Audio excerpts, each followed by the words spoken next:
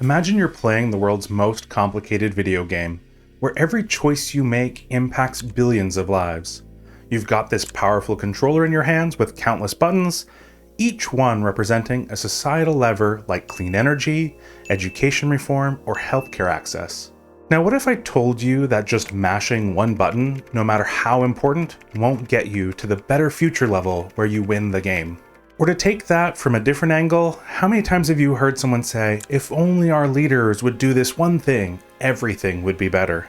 We tend to look at elected officials as all-powerful decision makers who can single-handedly pull the lever to fix society. Yet what we often forget is that these leaders are supposed to be the reflection of our collective will. They are in office to represent us, but how well can they do that if we're not clear about what we want? We live in the age of social media where everyone has an opinion and a platform to share it.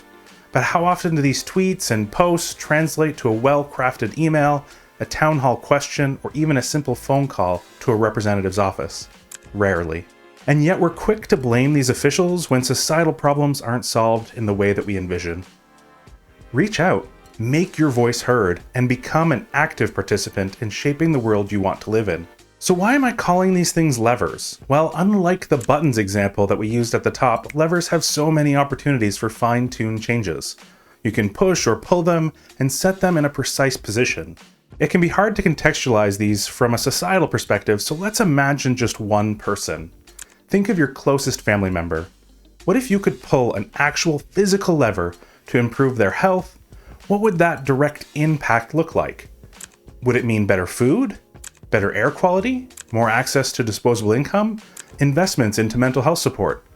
Would you want someone else to control the position of those? Let me know in the comments below which societal or personal levers you feel are most important to you. Is it fitness? Is it renewable energy? I'm super curious. Unfortunately, these levers don't operate in isolation. Think about how education and healthcare intersect. Healthy children are better able to learn, and well-educated adults are more likely to make healthy choices.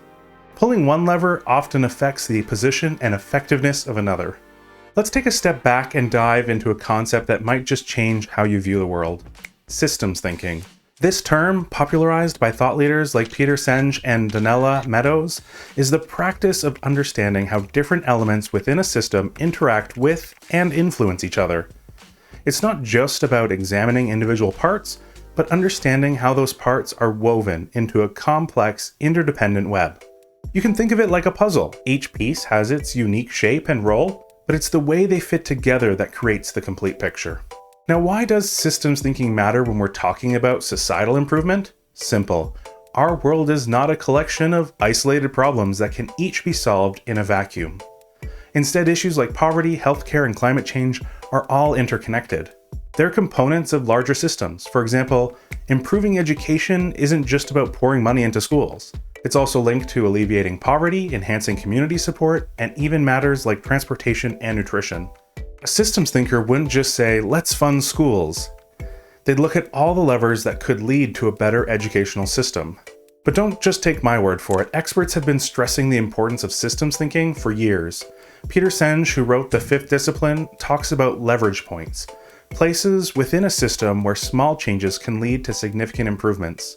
Donella Meadows, who penned Thinking in Systems, goes even further by identifying traps that people fall into when they don't think systemically, like policy resistance, where different actors pull in opposing directions and the problem remains unsolved. Here's where it gets even more interesting. Enter the lobbyists. You've probably heard the term lobbyist and may have some strong feelings about it.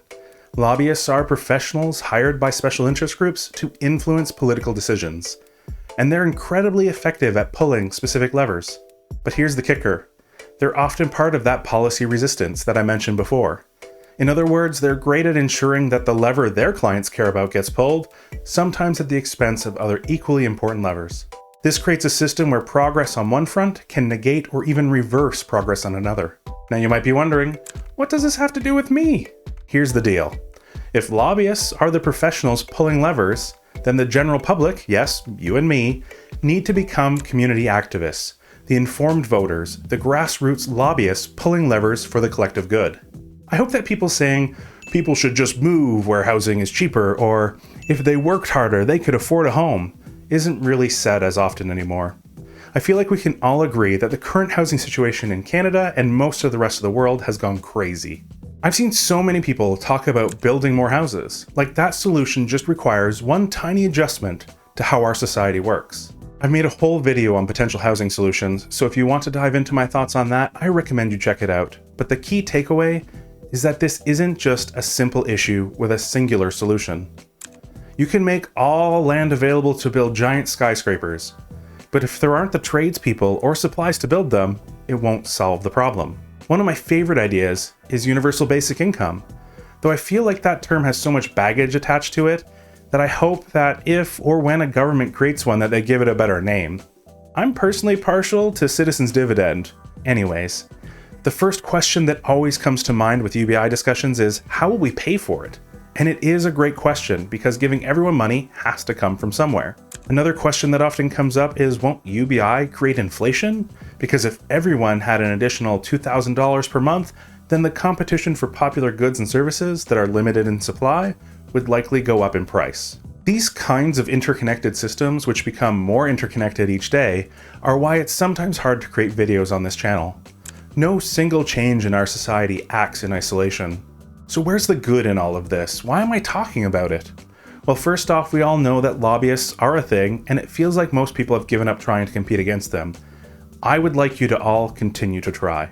Secondly, while it is complex and all interconnected, your goal shouldn't be to understand all of those interconnections in detail or exactly how the levers should be changed, but more that you should ask your elected figures to talk in more detail about how they are going to achieve the goals that we as a society have set out, to push them to research these issues and prove their greater understanding of how they're connected.